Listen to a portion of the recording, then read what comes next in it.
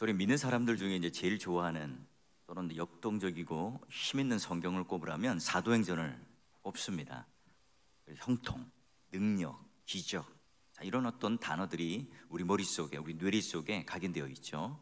그런 의미에 오늘 우리가 생각하는 예수 그리스도가 우리에게 주신 구원과 또 우리가 이 땅을 살아가는데 형통한 삶이 과연 무엇일까 하는 해답들을 오늘 말씀 속에 한번 찾아볼까 하는데요.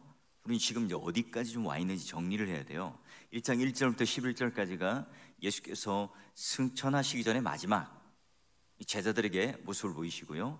1장 12절부터 2장에 이르기까지 120명의 제자단이 성령 강림을 받는 그 놀라운 사건이 일어나게 됩니다.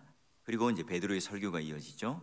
그리고 이제 3장부터 7장까지 이어지는 말씀은 미문에서 선천적인 장애를 가졌던 한 장애인을 고치고요. 그 위에 설교, 그리고 나머지 7장에 가면 스데반 집사가 순교를 당하는 이 장면까지 이르게 됩니다. 자, 그러면 여러분 잘 알고 있듯이 예루살렘 중심으로 지금 이야기는 전개되고 있고요. 오늘 4장은 바로 마지막 세 번째 예루살렘 안에서 이게 복음을 전하고 또 핍박을 당하는 그런 상관관계 속에서 이 본문은 들어있어요. 자, 그러면 베드로가요, 그런 성령 강림 사건 이후에 그리고 하나님께서 성전 미문에 앉아 있었던 이 선천적인 장애를 고쳐주시고 난 이후에 뭘 하죠? 그런 기적을 가지고 세상 사람들 앞에 인터뷰를 하고 자랑을 하고 드러내고 현수막을 달고 집회를 하는 게 아니죠. 하나님 말씀을 전해요. 자, 그때 하나님 말씀을 듣고 어찌할꼬 회개하는 사람이 있었는가 반면 또 그 말씀을 들을 때 시큰둥하게 생각하는 사람도 있었죠. 똑같은 하나님 말씀을 들었지만 그들의 심령에 박힌 목과 같은 그런 능력을 발휘하기도 하고요. 어쩌면 이 말씀이 또는 이 베드로의 설교가 내 삶과는 무관한, 아니면 내 삶을 완전히 이 체계를 무너뜨리는 그런 중심적인 내 삶을 살아가는 기반을 무너뜨리는 설교로 들리기도 할 거예요.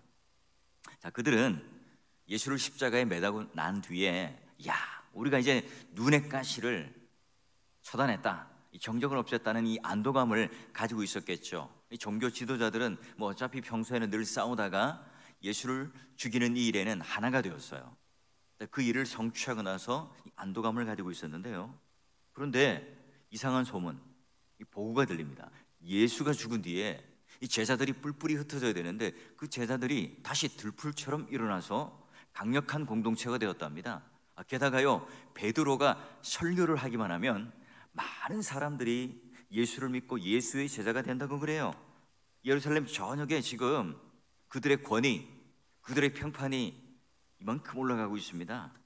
자, 그들은 마치 이제 뒤통수를 맞은 듯 굉장한 충격을 받습니다. 그러니 그들은 가만히 있을 수 있겠어요? 그들이 왜 이렇게 심령으로 또 마음의 충격을 받았는지 몇 가지 이유가 있어요.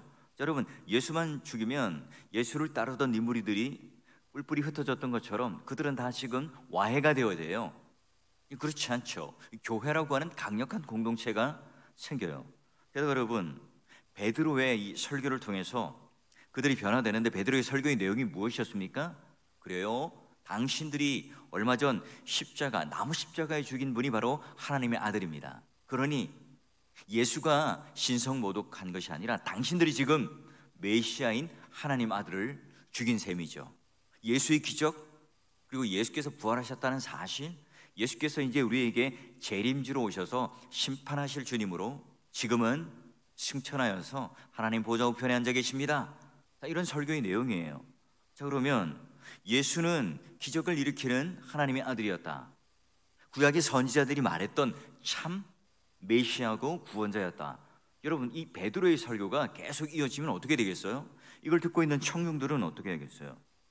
자, 그러면 이제 그 말씀을 읽게 되면 그간 종교 지도자들이 말했던 신앙의 모든 내용들이 허구가 되죠.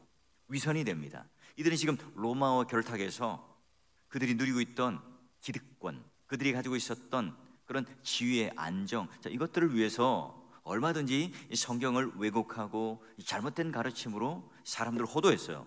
그런데 지금 베드로가 이제 제대로 된 설교를 하기 시작해요. 그러니 그들이 진짜 범죄자였구나. 예수가 죄인이 아니라 종교 지도자들이 죄인이었고, 이제 그들의 이제 권위, 그들의 지도력이 이제 땅에 떨어지게 되겠죠. 그리고 베드로와 제자들의 평판과 그들의 평가들은요, 사람들로부터 더욱더 높아질 것이고, 이 지도자들은 오히려 그들의 권위와 그들의 평판은 떨어지게 될 겁니다. 그래 되면 어떻게 됩니까?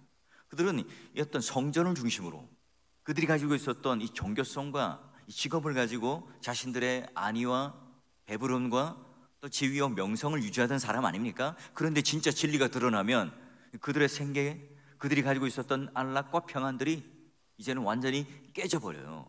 그런 위기가 닥쳐버린 거죠. 자, 그럼 이런 배경 속에 우리는 사장의 말씀을 살펴봐야 되는데요. 자, 여러분 1절을 보십시오.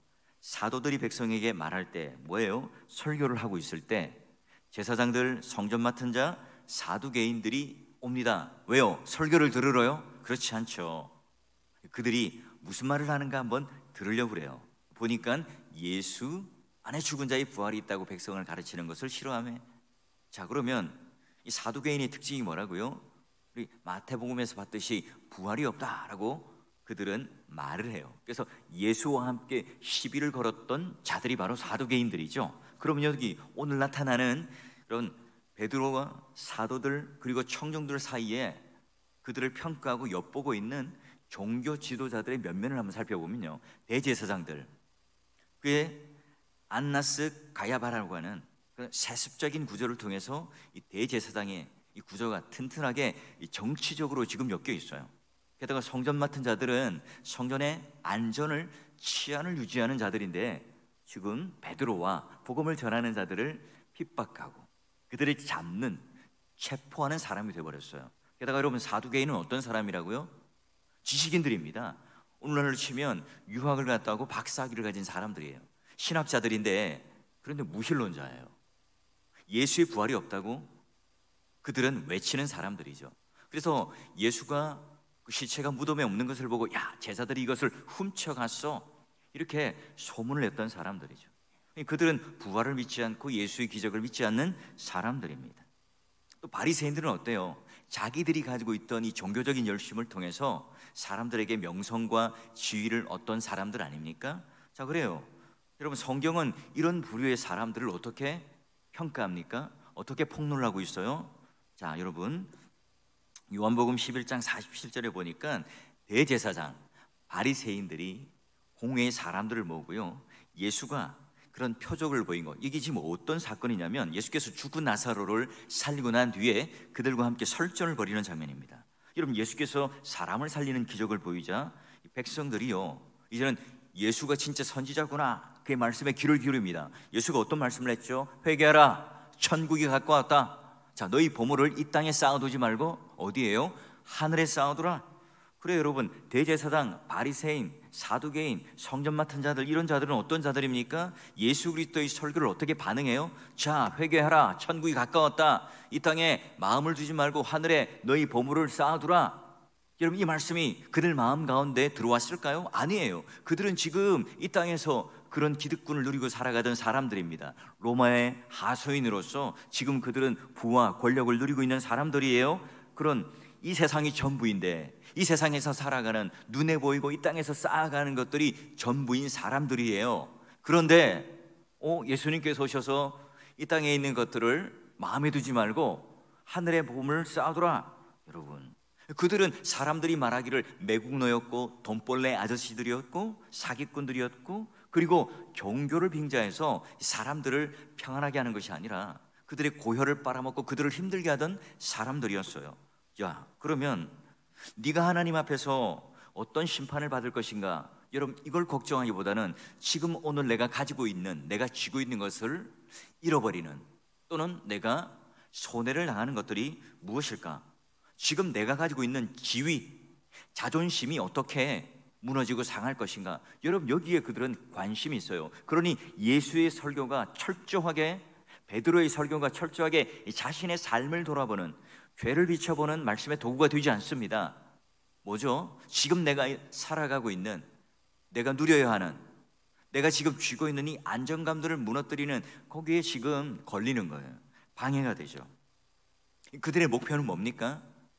애국 또는 높은 도덕적 윤리, 이 종교성을 가지고 사람들에게 평안을 주고 그들을 대신하여 하나님께 간구하고 그들에게 참된 진리를 말씀을 전하여서 생명을 구원하는 게 그들의 목표일까요? 아니죠. 시류에 따라, 세상 형편에 따라 로마에게 딱 달라붙어서요, 그들의 심부름꾼처럼 그들과 함께 이스라엘 백성들을 나의 유익의 도구로 삼아요. 그 사람들은 영혼을 받아야 할 한 영혼, 하나님께 생명을 얻은 예수를 믿는 사람으로서 생명을 얻는 하나님 백성이 아니에요. 내 유익을 위한 하나의 도구이고 수단일 뿐이죠. 그런데 예수의 설교가 먹히기 시작한다면, 또 베드로의 설교가 지금 청중들의 귀에 들리기 시작한다면 뭐가 막혀요? 돈줄이 막히죠. 자기 가지고 있던 지위가 무너지게 생겨버렸어요. 자신의 행복이 깨어져 버립니다. 자, 그래요. 내가 누리고 있는 것을, 모든 것을 잃게 되니까 예수의 가르침이 싫어요. 베드로의 설교가 이 청중들에게 이제 하나둘 각인되기 시작한다면 큰일 날 일이죠. 어떡하죠? 자, 처음에는 그들은 대응책을 세우지 못하고 당황해요. 그런데 그들은 이제 성전 맡은 자들과 사두개인들을 거기에 급파를 해요. 왜요? 조직적으로 탄압하기 위해서. 이제 그들을 체포 구금하죠. 밤이었죠. 그래서 밤새도록 그들을 구금하고 아침이 되면 산헤드린 공의회를 열어서, 또 재판장을 열어서 예수를 죽이듯이 그들을 또 사형을 처하든지 아니면 형을 가하겠죠. 자, 믿음의 동역자 여러분, 자, 이런 장황한 말씀 속에 오늘 우리 기억 속에 남아있는 그런 사도행전이라고 하는 것은 하나님 약속과 명령을 따랐더니 놀라운 기적과 권능이 일어났더라. 성령 강림 사건을 통해서 오늘 예수께서 오늘 우리를 어떻게 보호하시고, 그들이 감옥에 들어갔더니 감옥에서 저절로 문이 열려서 탈옥하게 되었더라. 죽은 자들이 살아나고, 또 독사, 뱀에게 물렸지만 죽지 않고 살아나는 수많은 기적들의 내용들이 있죠. 자, 그런 것들이 오늘 어찌 보면 우리가 사도행전을 읽어가는데 뇌리에 기억되는 하나의 복, 형통이라고만 생각해요. 사도행전은 분명히 권능과 기적과 능력이 넘치는 그런 책이에요. 하지만 여러분, 그런 기적이 일어났어요. 사람이 살아났습니다. 놀라운 권능이 일어났어요. 그 뒤에 하나님께서 무슨 금메달을 주고 상패를 주고 상장을 주나요? 수료증을 허락하나요? 그렇지 않죠.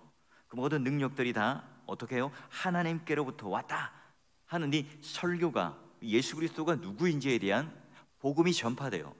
그 뒤로 무슨 조직화되거나 현수막을 달거나 대형 교회가 되어서 큰 그런 부흥 집회를 하거나, 또는 그들이 무슨 전국 방방곡곡을 돌아다니면서 그런 기적과 능력을 다시 한번 보여주면서 사람을 모으는 그런 일들을 하지 않아요. 교회에 힘과 부와 능력이 있다고 자랑하지 않아요. 그렇죠 여러분, 잘 한번 읽어보세요. 120명의 문도가 있어요. 제자들이 있었습니다. 자, 그 뒤에 12제자들로 축소되더니 다시 7제자로 축소가 되더니, 그리고 마지막에는 사도 바울이라고 하는 한 인물로 포커스가 딱 이렇게 잡히죠. 역사적인 이 전면에 더 많은 사람들이 소개되고 더 많은 사람들이 폭발적으로 사역하는 장면들이 아주 다각적이게 다면적으로 드러나야 되는데, 이거 어찌 보면 이 사도행전 끝자락에 어떻게 됩니까? 바로 홀로 바울만 감옥에 갇혀서 죽는 그 장면으로 굉장히 시시하게 또는 축소되게 끝나요. 그래서 무슨 사도행전 28장이 아니고 29장을 써내려가야 한다는 그런 내용을 가지고 우리는 선교를 또 독려하기도 하잖아요. 그래요 여러분, 우리 사도 바울은 이 결과를 잘 알기 때문에 대단히 큰 업적을 가진 사람이다 이렇게 우리는 생각해요. 하지만 과연 그렇나요? 바울이 가는 곳마다 다 복음을 전파했더니 사람들이 믿고 교회가 생기고 놀라운 기적과 능력이 발생되고 또 큰 교회로 세워지고 부흥이 일어났나요? 몇 개 안 돼요. 사도행전을 읽어보면 그런 곳이 몇 군데가 안 된다고. 대부분의 성도들이 바울을 오해하고 바울을 미워하고 힘들게 했어요. 몇 군데만 바울을 전적으로 헌신하고 도와주는 그런 교회가 있었던 거예요. 또 바울이 복음을 전하면 다 듣고 다 회개했나요? 그렇지 않죠. 아덴 같은 경우는 철학적으로 아주 설전을 벌이면서 바울이 낙담까지 하게 되는 그런 역사가 일어나죠.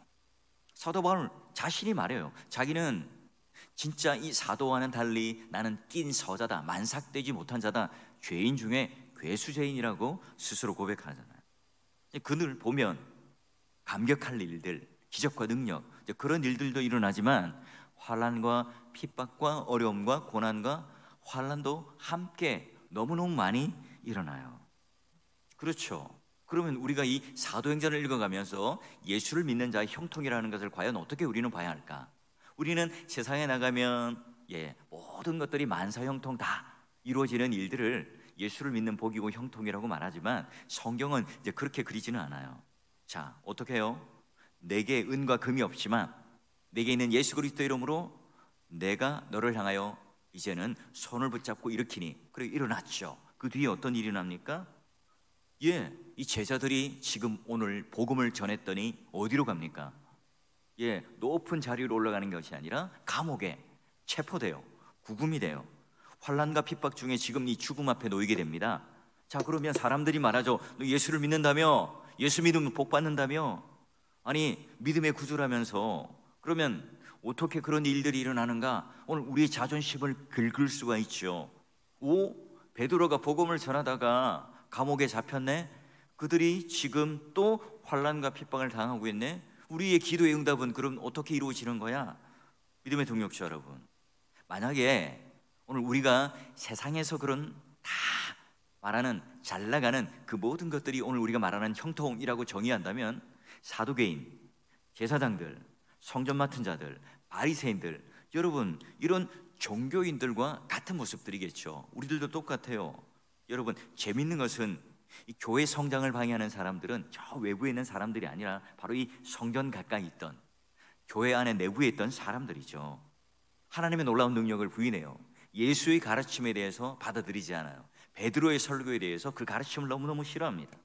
한국교회의 큰 특징은 무슨 큰 죄를 짓는 게 아니에요.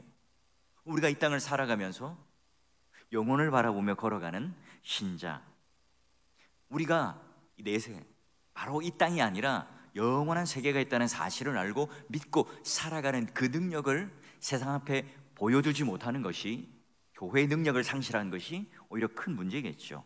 생각하건대 현재 고난은 장차 우리에게 나타날, 장래에 나타날 영광과 비교할 때 그 비교가 안 돼도 다. 교회가 어때요? 부적을 얻는 곳, 정치를 하는 곳, 힘을 과시하는 곳이 아니잖아요. 우리의 싸움은 혈육의 싸움이 아니라 바로 말씀의 그 전신갑주를 입고 이 세상에 나가서 승리하는 모습을 보여주는 것. 그럴 때 어떻게 합니까? 체포도 있고 구금도 있고 질병도 있고 어려움도 있고 고난이 있어요. 우리나라에 복음이 처음에 들어왔을 때 잘 알잖아요. 뭐 김익두, 손양원, 주기철 이런 목사님들 복음을 증거하다가 다 어때요? 순교합니다. 매를 맞아요. 타협하지 않고 무릎 꿇지 않고 오늘 복음만 전하다가 그런 일들을 당해요. 근데 그 복음이 위축됩니까? 오히려 그 일로 인해서 교회가 와야 됩니까? 아니죠. 그 일제 강점기를 지나면 더 교회가 부흥하게 되고 말씀의 능력이 그들 가운데 살아나요. 자, 오늘 이 베드로 일행이 그 제자가요 감옥에 갇히는 장면과 대조되는 그림으로 한컷 우리들에게 보여줘요. 자, 3절과 4절을 보세요. 그날에 그들이 잡혀요. 그런데 그 뒤에 4절에 뭐라고 되어 있습니까? 말씀을 들은 사람 중에 믿는 자가 많으니 남자의 수가 약 5천이 되었더라. 베드로가 지금 탄압당하는 이 장면, 이걸 보면 우리는 형통이라 말할 수 없어요. 복받았다 말할 수 없죠. 그런데 그 뒤에 나란히 베드로가 했던 이 설교가 뭘 맺어요? 열매를 맺어요. 그리고 남자만 5천 명이나 뭐 여자와 아이 치면 10,000명이나 그 복음을 듣고 이 복음의 씨앗이 자라서 그들 가운데 회개 역사가 일어나고 하나님을 믿는 백성이 된 거죠. 사람들 육체를 가두고 환난이 일어나고 핍박이 일어났지만 그러나 진짜 복이 뭐예요? 그 말씀을 들은 사람들 중에 그 말씀을 듣고 회개 역사가 일어나고 놀라운 구원의 역사가 일어나요. 여러분, 이게 눈에 보이세요? 이 복음의 능력은 그렇게 가둘 수 없는 이 역설적인 진리 아닙니까? 우리의 신앙이 어때요? 하나님을 마치 영웅의 인간, 초인적인 힘을 가진 사람으로, 뭔가 우리에게 능력을 줘야 하는 사람으로 우리는 생각해요. 그렇죠. 우리 하나님은 천지를 창조하셨고 그뿐만 아니라 오늘 우리를 구원하셨고 또 우리를 향하여 이 구원의 완성을 이뤄내실 분명한 능력과 권위를 가지신 하나님 맞습니다. 그런데 오늘 이 초대교회를 한번 보십시오. 오늘 그런 놀라운 기적을 보여주고 하나님 복음과 말씀을 전할 때 하나님께서 뭘 만들어요? 무슨 당회를 만들고 재직회를 만들고 전도대를 만들고 대형교회를 조직하나요? 아니죠. 그들은 살아있는 하나님 백성으로, 거룩한 신부로 그들을 세워요. 우리가 이 말씀을 들을 때 여러분, 형통이라는 단어를 딱 세상적 기준으로 배면요, 우리는 바리새인들과 서기관과 제사장들과 성전 맡은 자들 그 편에 서서요, 나에게 어떤 유익이 있을까? 내 안정이 무엇이 깨어지고 내 자존심이 지금 긁히는 게 뭘까? 이걸로 판단해요. 하지만 여러분, 오늘 우리가 제대로 이 모습, 말씀을 들은 자가 그들 가운데 예수께로 돌아오더라, 여러분 이 말씀을 가지고 함께 여러분 보게 된다면, 오늘 우리 마음은 뜨거워지죠. 이게 바로 형통이구나. 우리는 코로나19로 인해서 오늘 우리 모든 것들이 다 막혀 있는 것처럼 느껴져요. 그래서 불안감이 있죠. 그런데 여러분, 어떻게 하면 우리 교회가 하나가 되고 가정의 용서와 화목이 일어나고 또 성령이 역사하는 그 놀라운 능력을 우리는 맛보고 살아갈까? 그래요. 오늘 이 놀라운 능력을 경험하는 전제가 뭐라고요?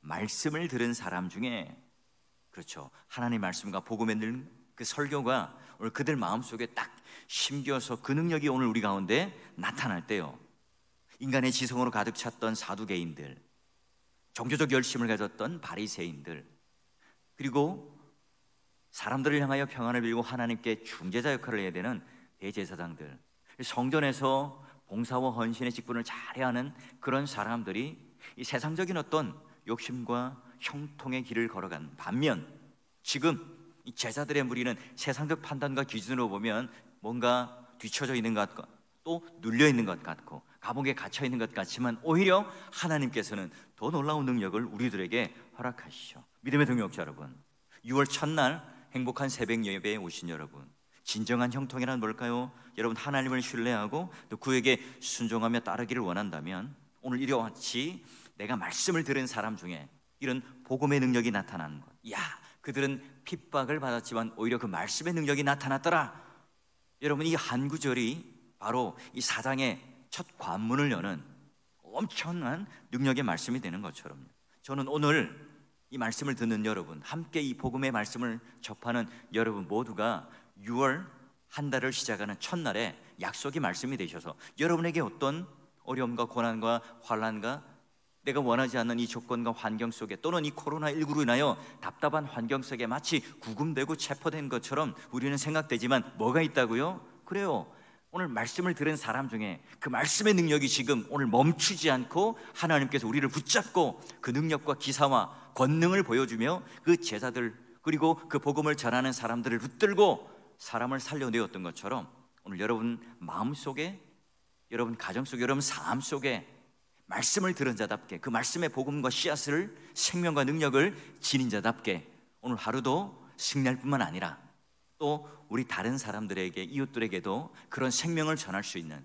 그 복음의 능력이 오늘 세상의 것으로 자랑하며 힘있게 그들을 자랑하는 것이 아니라 진정한 이 복음의 순수한 능력으로 그들에게 충격을 주고 그들에게 위안과 평안과 능력과 그 마음의 동기를, 또 마음의 원함을 허락해 줄 수 있는 그런 믿음의 성도, 그런 말씀의 능력을 가진 그런 성도가 되실 수 있기를 주의 이름으로 축원합니다.